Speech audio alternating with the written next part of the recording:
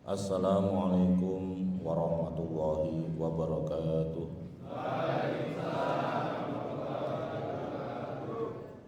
Alhamdulillahilladzi arsala rasulahu bil huda wa dinil haqq liyudhhirahu 'ala dini kulli wa kafa billahi shahida. Asyhadu an la ilaha illallah wahdahu la syarika lah wa asyhadu anna Muhammadan abduhu wa rasuluhu la nabiyya ba'dah. Allahumma shalli wa sallim wa barik ala Muhammad wa ala alihi wa sahbihi wa man tabi'ahum bi ihsanin ila yaumil qiyamah, amma ba'du. Ikhwani fiddin, bapak-bapak, ibu-ibu, adik-adik jamaah majelis ta'lim rahimani wa rahimakumullah. Alhamdulillah, pada pagi hari ini di tengah cuaca yang tidak terlalu panas, kita masih diberikan banyak kenikmatan oleh Allah Subhanahu wa taala. Seperti yang disebutkan tadi, di antara kenikmatan yang terpenting adalah kenikmatan kita mendapatkan keamanan di negeri kita ini. Demikian juga kita masih mendapatkan kenikmatan rezeki, antum masih bekerja. Demikian juga mendapatkan kenikmatan kesehatan. Alhamdulillah, semuanya di sini sehat walafiat. Dan kenikmatan yang terpenting adalah kita masih diberikan keimanan dan ketakwaan kepada Allah Ta'ala. Ya, kita selalu berdoa mudah-mudahan yang di sini semuanya selalu sehat walafiat. Demikian juga selalu mendapatkan keberkahan umur, keberkahan rezeki, di mana tempat kerja antum selalu mendapatkan keberkahan Allah Ta'ala. Demikian juga antum selalu diberikan keistiqomahan oleh Allah Subhanahu wa taala. Karena di satu sisi kita senang kita berada di negeri yang aman, tentram, tapi di sisi yang lain kita juga sedih. Kenapa demikian? Karena saudara kita di Palestina sedang diuji oleh Allah Ta'ala. Mereka diuji oleh Allah Ta'ala dengan musuh-musuh mereka. Diuji oleh Allah Ta'ala sampai saat ini belum mendapatkan kemerdekaan. Masih dijajah oleh Zionis, masih dijajah oleh bangsa Yahudi. Sedangkan Nabi SAW mengumpamakan seorang muslim dengan muslim yang lain itu seperti tubuh yang satu, yang mana apabila salah satu anggota tubuh kita itu sakit, anggota tubuh yang lain juga merasa sakit, tidur pun tidak nyenyak. Demikian juga seharusnya kita ikut merasakan, ikut bersimpati dan berempati dengan penderitaan saudara kita di Palestina. Bagaimana tidak, anak-anak yang tidak berdosa dibom, dibunuh. Bahkan rumah sakit di situ orang-orang yang sakit gak bisa bergerak, dibom, hancur. Jadi itu menunjukkan bahwa orang-orang Yahudi itu orang yang sangat-sangat kejam. Bagaimana tidak kejam coba? Orang Nabi aja dibunuh oleh mereka. Kalau Nabi aja mereka berani membunuh, apalagi yang lain. Karena sejarah Yahudi kan begitu. Tidak ada kaum yang berani membunuh Nabi mereka kecuali orang Yahudi. Jadi gak heran ketika mereka berani membunuh orang-orang yang lain. Bagi mereka bangsa lain itu dianggap bangsa yang rendah, karena mereka adalah bangsa pilihan Allah Ta'ala. Mereka kastanya mulia. Mereka menganggap diri mereka itu kekasih Allah. Mereka menganggap diri mereka itu adalah anak-anaknya Allah. Jadi tidak heran ketika mereka memperlakukan selain mereka itu dengan begitu kejamnya, dengan begitu bengisnya.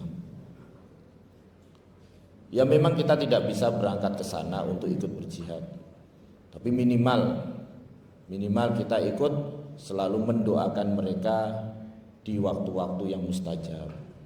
Jangan lupa doakan saudara kita di sana supaya diberikan kesabaran, supaya diberikan pertolongan perlindungan oleh Allah Ta'ala, terutama mereka yang tidak berdosa, rakyat-rakyat yang tertindas, anak-anak, orang-orang yang sudah lanjut usia, orang-orang yang sakit, para wanita.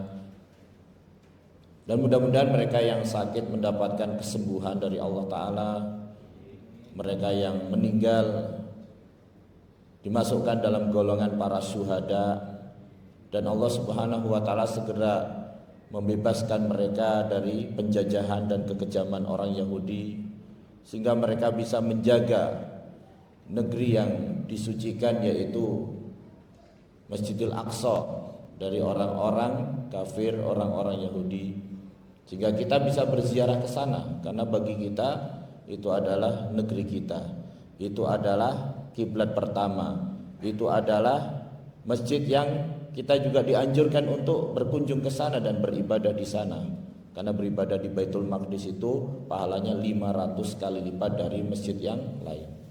Jadi itu adalah tempat ibadah bagi kaum muslimin, tempat yang disucikan. Nah, sebelum kita memasuki pelajaran kita, mungkin saya akan singgung sedikit ya masalah Palestina. Orang Yahudi selalu menganggap bahwa mereka itu orang yang paling berhak untuk tinggal di Palestina, ya kan? Mereka mengatakan bahwa mereka secara sejarah orang yang paling berhak tinggal di sana. Demikian juga secara agama. Klaim mereka, pengakuan mereka itu tidak benar. Dari sisi sejarah misalnya, mereka bilang bahwa keberadaan mereka itu sudah ada sebelum-sebelumnya, ribuan tahun yang lalu, dari sejak pertama kakek moyang mereka Nabi Ibrahim alaihissalam tinggal di sana. Kan Nabi Ibrahim dari mana asalnya? Dari Irak, dari Babilonia. Ya. Kemudian ketika beliau keluar dari negerinya, berhijrah setelah beliau selamat dari api yang membakar yang dilakukan oleh Raja Namrud, beliau hijrah dengan istrinya Sarah dengan anak saudaranya Nabi Lut alaihissalam menuju ke Baitul Maqdis kan. Kemudian Nabi Ibrahim alaihissalam memiliki keturunan Nabi Ishak. Nabi Ishak memiliki keturunan Nabi Yakub alaihissalam. Nabi Yakub alaihissalam memiliki keturunan Nabi Yusuf. Dan Nabi Yakub yang disebut sebagai Israel. Jadi Israel itu adalah nama lain dari Nabi Yakub alaihissalam. Sehingga jangan sampai kita mengatakan laknat Israel, karena Israel itu Nabi Yakub alaihissalam. Ya, nama lain dari Nabi Yakub itu Israel. Makanya Bani Israel itu keturunannya Nabi Yakub alaihissalam. Nabi Yusuf dan saudara-saudaranya itu melahirkan keturunan orang-orang Bani Israel. Demikian juga Nabi Musa alaihissalam, ya, ketika beliau berhasil menyelamatkan Bani Israel dari penindasan Fir'aun, kemudian Fir'aun ditenggelamkan, beliau dengan Nabi Harun dan Nabi Yusha bin Nun, ya, kembali ke tanah yang dijanjikan, yaitu Baitul Maqdis, tapi sempat tersesat di bumi selama 40 tahun sampai meninggal Nabi Musa dan Nabi Harun alaihissalam. Kemudian dilanjutkan kepemimpinannya oleh Nabi Yusha bin Nun. Nabi Yusha bin Nun memimpin Bani Israel untuk memasuki negeri yang dijanjikan, yaitu Baitul Maqdis. Ya, di sana mereka berperang dan mendapatkan kemenangan. Sehingga setelah itu berkuasalah Nabi Daud alaihissalam yang tadinya menjadi komandan perang. Beliau menjadi raja, diangkat menjadi nabi dan rasul. Terus dilanjutkan dengan Nabi Sulaiman alaihissalam putranya. Sekitar 500-an tahun berkuasa di Baitul Maqdis. Sampai pada akhirnya tahun 70 Masehi, keberadaan orang-orang Bani Israel makin lama makin berkurang karena mereka diusir dari Baitul Maqdis ketika Baitul Maqdis itu dikuasai oleh orang-orang Romawi yang didukung oleh orang-orang Nasrani. Jadi antara Nasrani dengan orang Yahudi itu permusuhannya sangat keras sekali. Karena orang Yahudi tidak pernah mengakui Nabi Isa sebagai nabi. Mereka bahkan menganggap Nabi Isa itu sebagai anak wanita penzina, waliyadzubillah. Makanya orang Nasrani itu aslinya benci banget dengan orang Yahudi. Kita mengakui setiap nabi dan rasul, ya kan? Akhirnya diusir orang-orang Yahudi itu sampai tahun 70 Masehi keluar semuanya dari Baitul Maqdis. Ya, jadi setelah 500-an tahun berkuasa di sana, yaitu kerajaan Nabi Daud alaihissalam, Nabi Sulaiman alaihissalam, kemudian menjadi pecah-pecah. Nah, sejak saat itu tidak ada orang Yahudi di Baitul Maqdis. Jadi mereka mengklaim bahwa mereka secara sejarah memiliki hak karena kakek moyang mereka dulu pernah di sana. Tapi klaim itu salah. Kenapa? Karena sebelum Nabi Ibrahim alaihissalam datang ke Baitul Maqdis, di Baitul Maqdis itu sudah sejak ribuan tahun sebelumnya sudah ada bangsa Kan'an. Dan bangsa Kan'an ini bangsa Arab, berbahasa Arab, bukan bangsa Yahudi. Bahkan keberadaan bangsa Arab di sana itu sudah ada terus-menerus, tidak pernah kemudian mereka itu hilang, absen dari Baitul Maqdis, dari Palestina sampai hari ini, sampai saat ini. Justru malah Bani Israel yang pernah diusir keluar dari Baitul Maqdis, walaupun terus keluar lagi. Tapi kita tidak mengklaim kebatilan mereka itu dari sisi sejarah, ya enggak. Karena kita juga mengakui bahwa Nabi Ibrahim itu adalah nabi kita, Nabi Musa, Nabi Ishak, nabi kita. Mereka juga mengklaim bahwa mereka punya hak ke atas Palestina itu dari sisi agama, katanya. Dari sisi agama. Karena Allah Subhanahu wa taala menjanjikan kepada Nabi Ibrahim itu di dalam kitab Taurat itu banyak sekali tempat itu bahwa Palestina itu adalah negeri yang dijanjikan. Negeri yang dijanjikan untuk mereka. Bahkan mereka berani menjadikan surah Al-Maidah ayat 21 itu selalu dipakai dalil. Al-Maidah 21 itu sebagai dalil bagi orang Bani Israel Yahudi untuk mengklaim bahwa Palestina itu negeri yang dijanjikan untuk mereka. Kan di dalam surah Al-Maidah ayat 21 Allah berfirman, "Ya qaumi dukhulul ardal muqaddasata allati kataballahu lakum wa la tartaddu ala adbarikum fatanqalibu khasirin." Ya qaumi, wahai kaumku. Ini adalah perkataan Nabi Musa alaihissalam kepada Bani Israel setelah berhasil menyelamatkan mereka dari penindasan Fir'aun di Mesir. Udkhulul ardal muqaddasata allati kataballahu lakum. Masuklah kepada negeri yang disucikan, yaitu Palestina, yang ditetapkan oleh Allah untukmu. Wala tartaddu ala adbarikum, dan jangan kalian berpaling ke belakang sehingga kalian rugi. Akhirnya mereka dipimpin oleh Nabi Yusha bin Nun sepeninggal Nabi Musa dan Nabi Harun alaihissalam, kemudian memasuki Baitul Maqdis dan berperang, di mana komandan perangnya ketika itu adalah Daud alaihissalam. Dia berhasil mengalahkan dan membunuh Goliat. Terus beliau menjadi raja di situ. Ya. Jadi itu ayat yang selalu digunakan mereka. Bahkan ada sebagian kaum muslimin juga yang mendukung mereka, mengatakan bahwa Israel itu berhak untuk tinggal di Palestina karena itu negeri yang dijanjikan oleh Allah Ta'ala kepada mereka. Tapi klaim pengakuan ini batal, tidak benar. Secara sejarah tidak benar, secara agama juga tidak benar. Kenapa demikian? Karena Nabi Ibrahim alaihissalam yang melahirkan Nabi Ishak alaihissalam, sebelum lahir Nabi Ishak sudah lahir Nabi Ismail lebih dulu.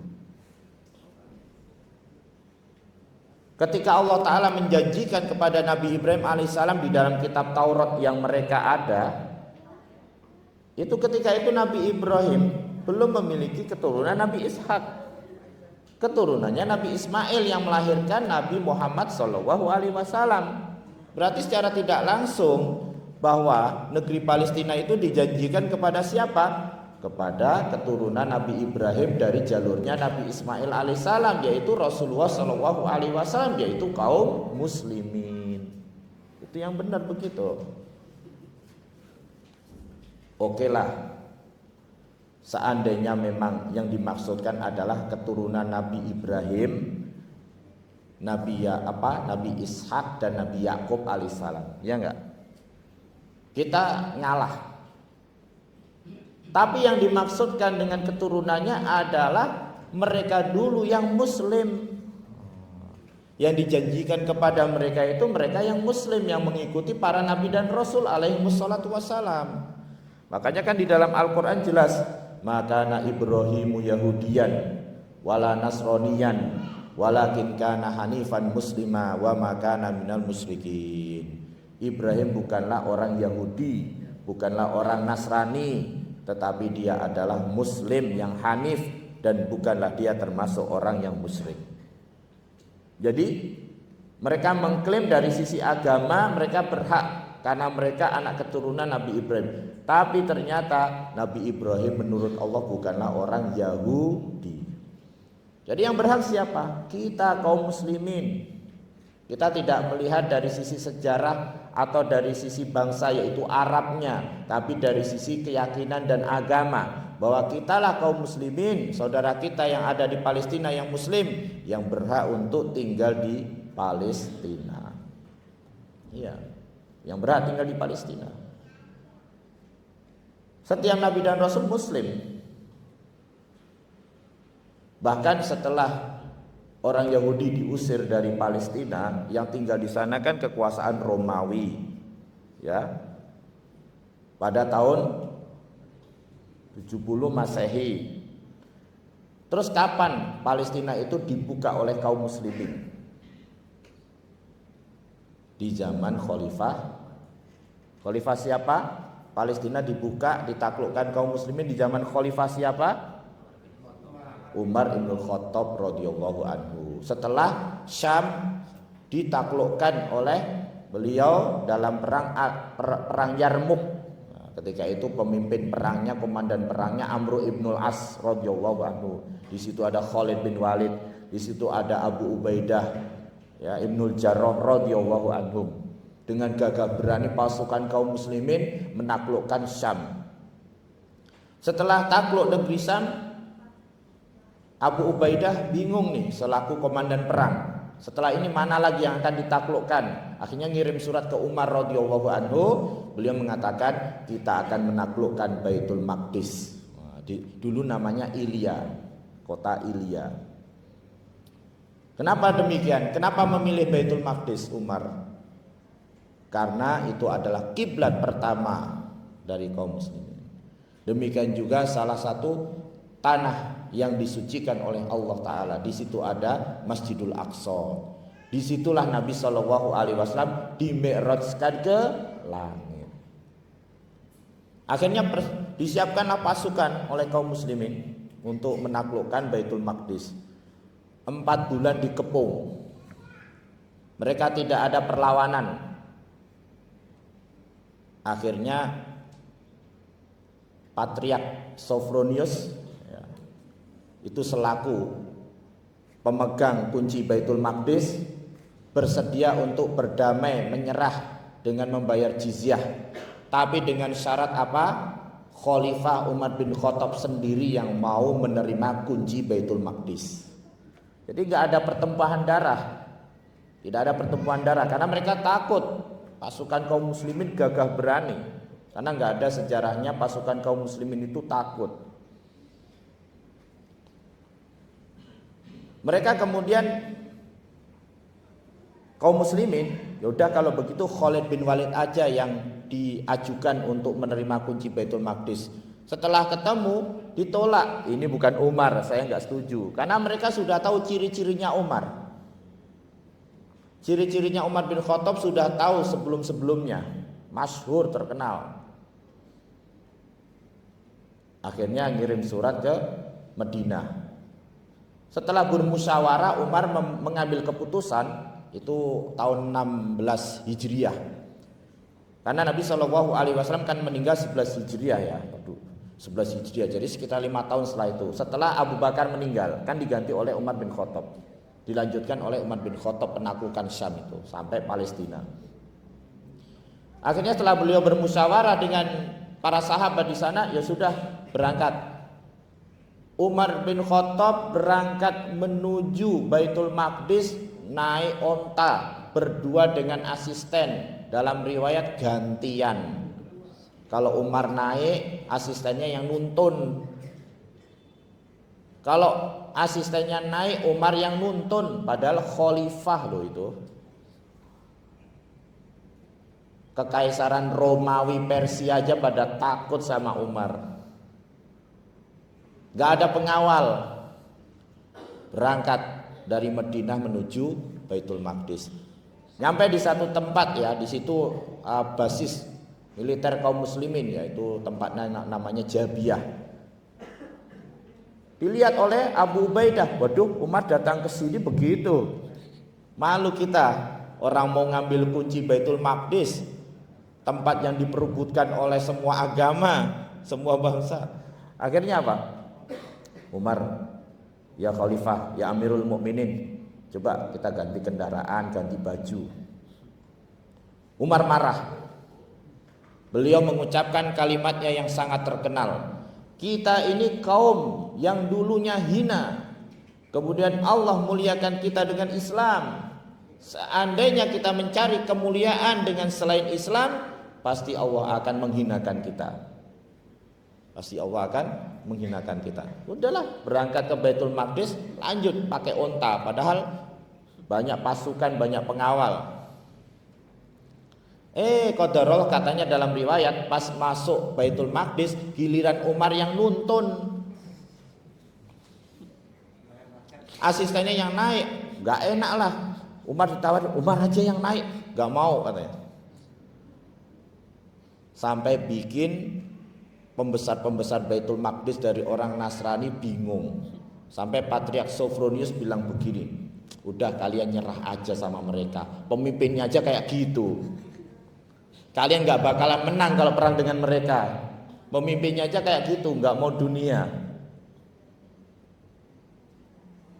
Akhirnya diserahkan kunci Baitul Maqdis. Setelah itu dikuasai oleh kaum muslimin. Dulu juga pernah dikuasai kaum muslimin. Di zaman siapa? Nabi Daud. Nabi Daud muslim. Nabi Sulaiman muslim. Semuanya muslim para nabi itu.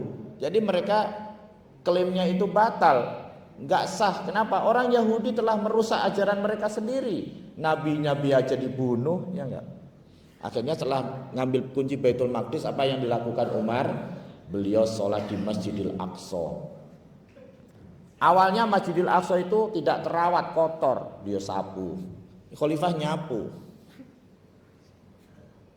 Akhirnya para sahabat pun ikut turun nyapu, malu kan. Kemudian beliau diminta untuk sholat di belakang gundukan batu. Gundukan batu itu tahu nggak? Sekarang itu yang dibangun Kubatu Sokhro itu loh, yang kayak kubah kuning sebagai simbol Masjidil Aqsa. Itu bukan Masjidil Aqsanya, itu Kubatu Sokhro. Di bawahnya itu gundukan batu yang katanya dari situ Nabi dimi'rajkan ke langit. Yang bangun juga sudah zaman Umayyah, dinasti Umayyah, Abdul Malik bin Marwan. Jadi waktu itu zaman Umar masih batu. Beliau disuruh sholat ngadep itu nggak mau. Beliau maju dan sholat menghadap ke kiblat, ya kan?